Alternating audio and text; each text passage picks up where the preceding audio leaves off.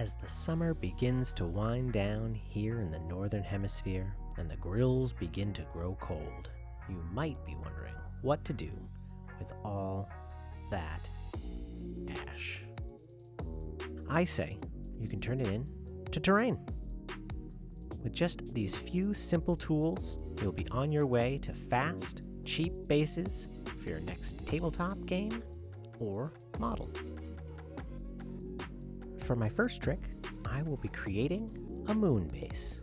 Not a base that is on some distant moon, but a base for a tabletop that will resemble a moon.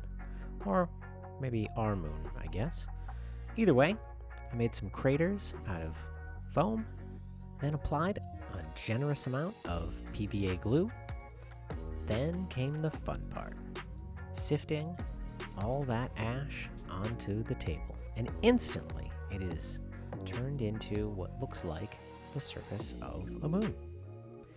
So to lock all this in, I did use quite a bit of isopropyl alcohol, and I then put a mixture of water and PVA glue on top of it.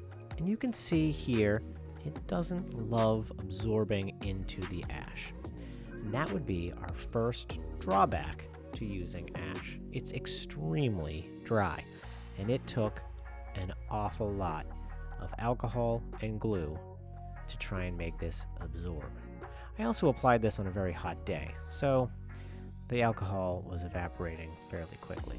In a cooler area, it might work a little bit better.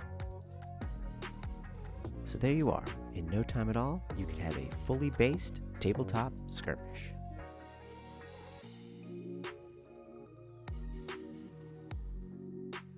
But don't worry, all you model builders out there. If you want something a little more your speed, I made a base for you too. So for this, I just used some foam, and I cut it to look like an embankment with a flat walkway on top and a heavily used rutted dirt road underneath. I used some roots to convey that the cliffside had eroded away, and then I just used some glue and my tea mixture of leaves to sprinkle some leaf scatter. I then went over the rest of it with some leaves that we used from our tree video, and I sprayed the entire thing down with alcohol and added the PVA glue and water mixture again. After I let that dry, I decided to add some matted down grass to the top area. At first I used my hands to just drop some on, and then I used the static grass applicator for the long grass. But we're not here for that. The real problem came when I let it dry the second time. All of that thick ash that had piled up that didn't get alcohol and glue to penetrate started to crack after the outside layer dried a second or third time in the sun. I tried to kind of paint over it here, and that did not work, and it actually got worse as it dried.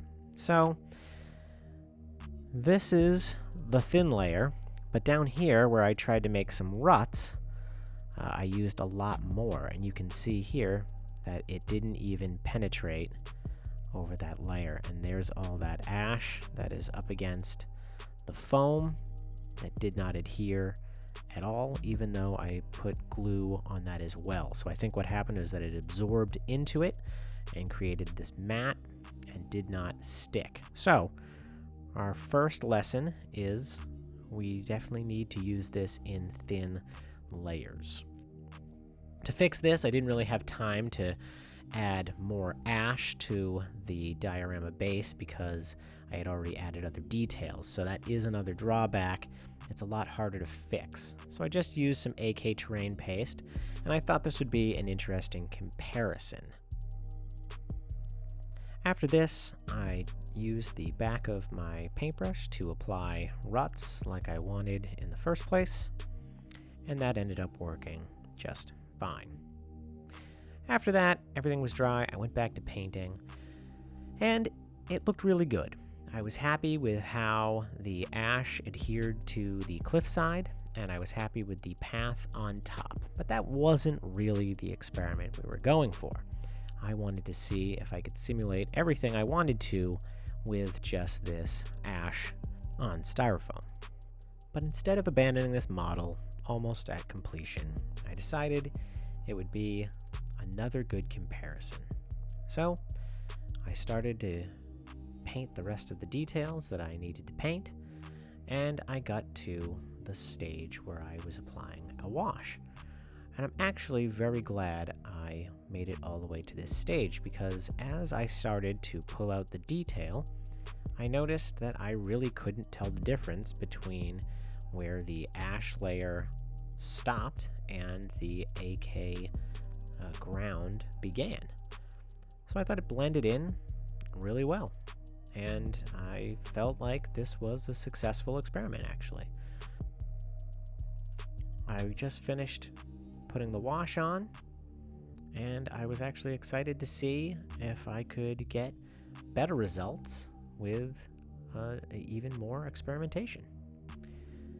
I decided to finish this with some dry brushing to pull out some of the details, and after that, it was on to the next try.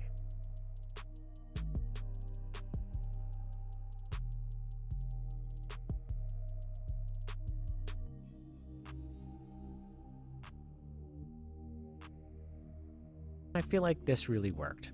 I used my hot wire foam cutter knife to make the details first, and then I covered it in glue and sprinkled it with the ash mixture. I added some more details, and I was very happy with those results. After a day and a half of trying, I made this little roadway in about an hour.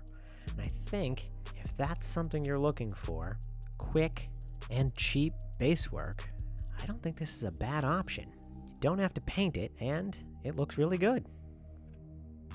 So there it is, a cheap, readily available material that is pre-colored for moon dust or dirt.